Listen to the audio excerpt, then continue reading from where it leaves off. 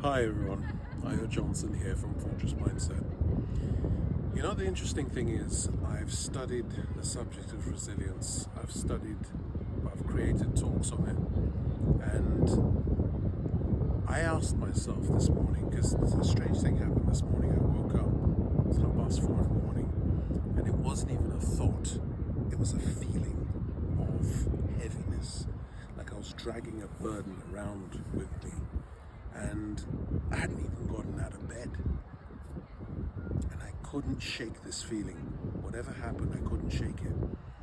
So I got into that cycle of thinking, feeling, reacting to what was going on in my mind and not seeing any way out. I didn't even want to go to the gym.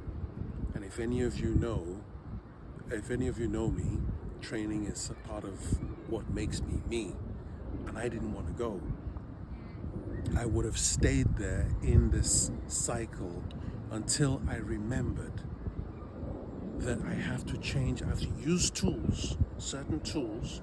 This one was a very simple tool. First, I talked about it, I identified it, I named the emotion I was feeling. It wasn't anger, it wasn't grief, it wasn't sorrow. I actually named it, gave that part of me a name, the worried co-pilot or the storyteller, whichever one. And in doing that, I separated the person who was worrying and I became the observer of who was worrying. The second thing I did was I interrupted it physically. And it was as simple as pressing one of my fingers to my thumb and breathing very deeply for about 2 or 3 minutes.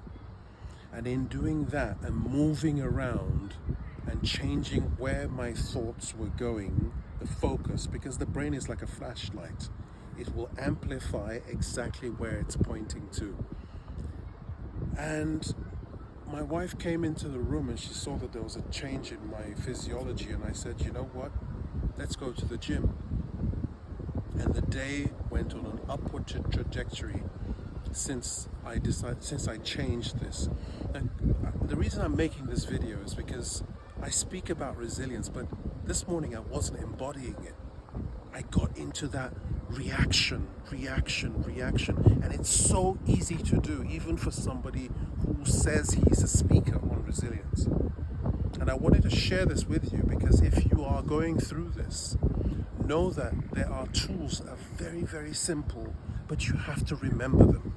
You have to remember to use them.